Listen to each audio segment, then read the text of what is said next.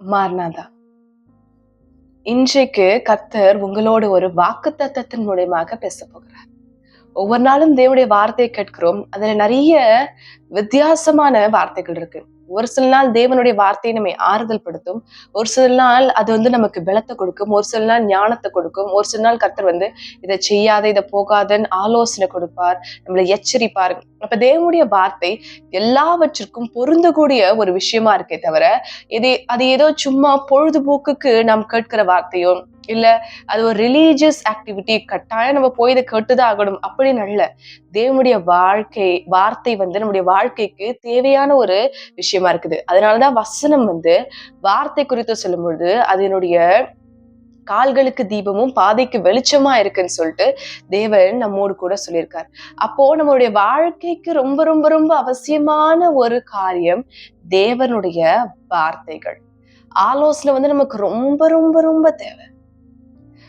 அப்ப மனுஷ ஆலோசனை அதுவும் கர்த்தர் கொடுப்பார், அவர்கள் மூலியமாக பேசுவார். ஆனா எல்லாவற்றிற்கும் சிகரம் வைத்த மாதிரி நாம் கட்டாயம் நம்பக்கூடிய ஒரே ஒரு வார்த்தை தேவனோட தான். மனிதர்களை தேவன் பயன்படுத்துவார், மனிதர்கள் மூலியமாக பேசுவார், ஆலோசனை வரும், எல்லாம் வரும். ஆனா அந்த ஃபைனல் டெசிஷன் எங்கன்னா தேவனுடைய வார்த்தையில தான் இருக்கும். இதை அல்லாமல் நமக்கு வேற எந்த சிறந்த காரியமே வாழ்க்கையில கொடுக்கப்பட முடியாது.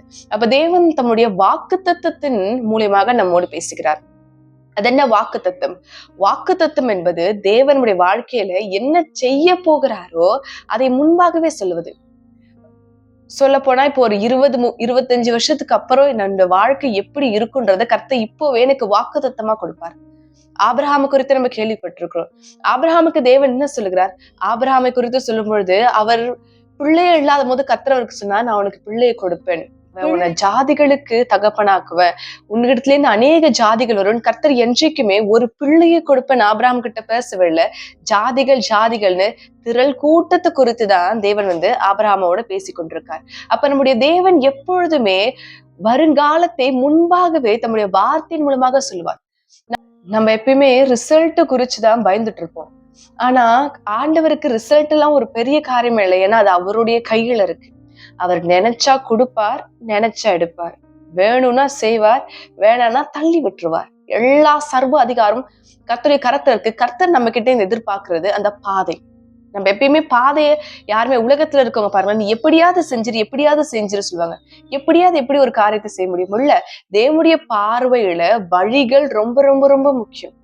மனிதர்கள் முடிவை பார்ப்பாங்க, ஆனா கர்த்தர் வழியை பார்க்கிறவராயிருக்கார். அப்போ உங்க பாதைகள் சரியா இருந்தாதான் முடிவு அழகா இருக்கும். இன்றைக்கு தேவன் உங்களுக்கு கொடுக்கிற வாக்குத்தத்தம் என்னன்னா, எதிர்காலத்துல உங்களுடைய வாழ்க்கை அந்த வார்த்தையின்படி அமைந்திருக்கும். அப்ப ஒரு 20 வருஷம் கழிச்சு, 10 வருஷம் கழிச்சு உன்னுடைய நிறைவான வாழ்க்கை இப்படிதான் இருக்கும். ஆனா இப்போ அப்படி இருக்காது. கர்த்தர் என்ன சொல்றாருன்னா, அந்த வார்த்தை பிடித்து கொண்டு அதை நோக்கி ஓடு. அந்த மாதிரி வாழ்க்கையை நீ சுதந்திரத்து கொள்ள போகிற, அதை நீ பெற்றுக்கொள்ள போகிற, நீ அதை எல்லாவற்றையும் வாங்கி கொள்ள போகிறேன்னு கர்த்தர் உங்களோடு கூட பேசிக்கொண்டிருக்கார். அதனால முதலாவது சந்தேகப்படாதீர்கள். வார்த்தை ஏதோ பெருசா இருக்கே, ஆனா என்னுடைய வாழ்க்கை அதுக்கு தகுந்த மாதிரி இல்ல. அதனாலதான் கர்த்தர் சொல்றார், வார்த்தை பிடித்து கொண்டு ஓடு, இந்த வார்த்தையின்படி உனக்கு நான் செய்ய போகிறேன் ஆண்டவர் பேசிக்கொண்டிருக்கார். இன்றைக்கு என்ன தேவன் வார்த்தை உங்களோட கூட பேச போகிறார்னா, நீ நீர்ப்பாய்ச்சலான தோட்டத்தை போலவும் வற்றாத நீரூற்றை போலவும் இருப்பாய். ஏசாயா 58:11. அப்ப ஆண்டவர் பேசுகிறார், நீங்கள் நீர்ப்பாய்ச்சலான தோட்டத்தை போலவும் வற்றாத நீரூற்றை போலவும். அந்த வார்த்தைகளை நல்லா பிரித்து பாருங்களேன். வசனம் சொல்கிறது நீங்கள் நீர்ப்பாய்ச்சலான. அப்போ ஒரு தோட்டத்திற்கு சரியாய் நீர் பாய்ச்சும் போது அது காய்ந்து போயிடாம நல்லா செழிப்பா இருக்கும்.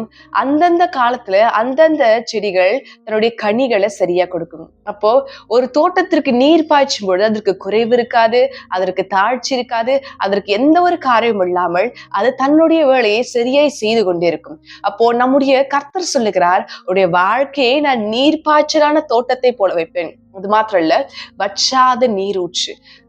வார்த்தை கவனிங்கள், வற்றாத நீரூற்று. அப்போ எடுக்க அதுல வந்து கொண்டே இருக்கும் நீரூற்று. அது சுரத்து கொண்டே இருக்கும். அப்போ எடுக்க தண்ணீர் எவ்வளவுதான் மொண்டாலும், தண்ணீர் எவ்வளவுதான் எடுத்தாலும் அதுல திரும்பி திரும்பி திரும்பி தண்ணீர் வந்து கொண்டே இருக்கும். இந்த ஊர்ல எல்லாம் பெரிய பெரிய கிணறு இருக்கும். அப்ப கிணறு வந்து கீழே ஆழமா தோண்டுவாங்க. ஆனா அதை எடுக்க எடுக்க தண்ணீர் அதுல வந்து கொண்டே இருக்கும். அதே போலதான் நம்முடைய ஆண்டவர் சொல்லுகிறார், உன்னுடைய வாழ்க்கை நீர்ப்பாய்ச்சலான தோட்டத்தை போல இருக்கும், நீ வற்றாத நீரூற்றை போல இருப்பாய்ன்னு ஆண்டவர் உங்களோடு கூட பேசிக் கொண்டிருக்கார்.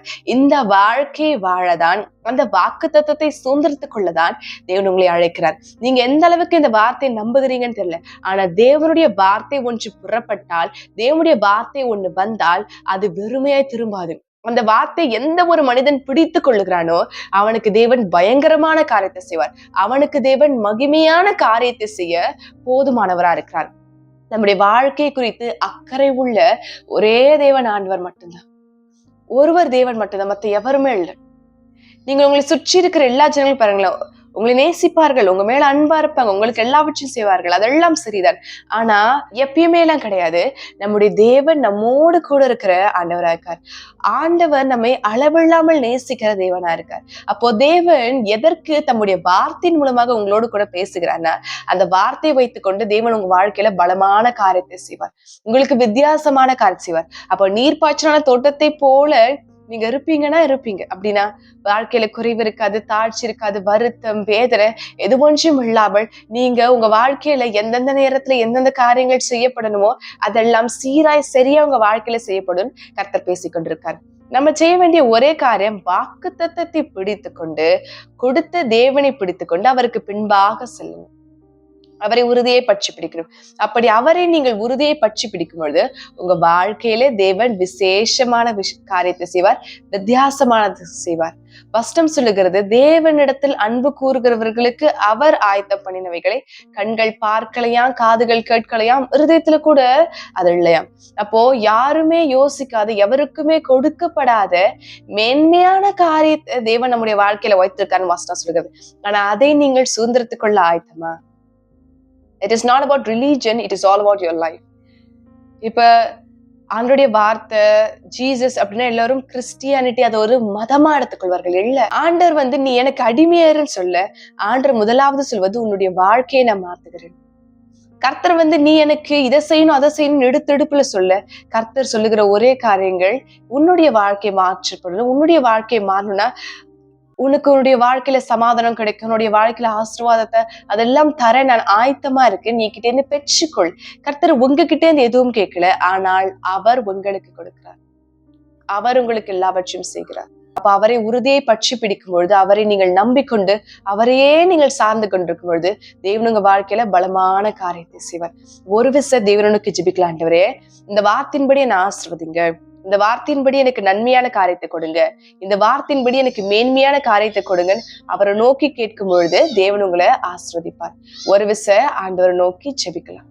மகா பரிசுத்தரே உமக்கு ஸ்தோத்திரம் ஆண்டவரே, மகிமையிலே வாசம் செய்யும் என் தேவனே உமக்கு ஸ்தோத்திரம் ஆண்டவரே, நித்திய பிதாவே உமக்கு ஸ்தோத்திரம் ஆண்டவரே, நிரந்தரமான நேசுவே உமக்கு ஸ்தோத்திரம் ஆண்டவரே, பலமான காரியத்தை செய்வோரே, இந்த வார்த்தையின்படி பிள்ளைகளை ஆசீர்வதியும் ஆண்டவரே, இந்த வார்த்தையின்படி நன்மையான காரியத்தை செய்யும் ஆண்டவரே, இந்த வார்த்தையின்படி பூரண சமாதானமான வாழ்க்கை கொடும் ஆண்டவரே, மகிமையின் ராஜாவே உமக்கு ஸ்தோத்திரம், பலமான காரியத்தை செய்வோரே உமக்கு நன்றி, நித்திய பிதாவே உமக்கு ஸ்தோத்திரம், நிரந்தரமான இயேசுவே. அப்ப அந்த வார்த்தையின்படி அவர்களுடைய வாழ்க்கை நீர்ப்பாய்ச்சலான தோட்டத்தை போல இருப்பதாக, வற்றாத நீரூற்றை போல இருப்பதாக.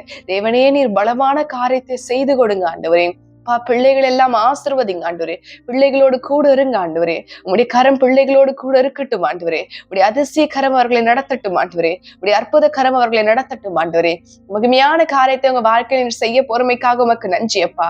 தேவாதி தேவனே உமக்கு நன்றி, ராஜாதி ராஜாவே உமக்கு நன்றி அப்பா. போகையில் அவர்களுடைய சமூகம் கூட இருக்கட்டும் ஆண்டவரே. நீர்ப்பாய்ச்சலான தோட்டத்தை போல அவங்க வாழ்க்கையை மாற்றுங்க ஆண்டவரே. இப்பொழுது ட்ரையா, இப்பொழுது ஒன்றுமே இல்லாமல் இப்பொழுது வெறுமையா இருக்க அவங்களுடைய வாழ்க்கை மாற போறமைக்காக உமக்கு நன்றி அப்பா. அப்பா அவர்களுடைய நன்மையான காரியத்தை வாழ்க்கையில செய்யுங்க ஆண்டவரே, மகிமையான காரியத்தை வாழ்க்கையில செய்யுங்க ஆண்டவரே, வித்தியாசமான காரியத்தை நீர் வாழ்க்கையில செய்ய போறமைக்காக கோடி கோடி ஸ்தோத்திரம் ஆண்டவரே. நீர் ஆசீர்வதிங்க, நீர் பலப்படுத்துங்க ஆண்டவரே. ஒவ்வொருவருக்கும் நிறைவான வாழ்க்கை நீர் கொடுக்க போறமைக்காக நன்றி அப்பா. ஏற்ற காலத்திலே அவர்களை உயர்த்தும், அவர்களுடைய வாழ்க்கை நன்மையினால் நிறைத்திரளும் ஆண்டவரே. பெரிய பலமான காரியத்தினை செய்ய போறமைக்காக உமக்கு ஸ்தோத்திரம் ஆண்டவரே. இயேசு கிறிஸ்து நாமத்தினாலே ஜெபிக்கிறேன், ஜெபம் கேளும் நல்ல பிதாவே. ஆமென், ஆமென்.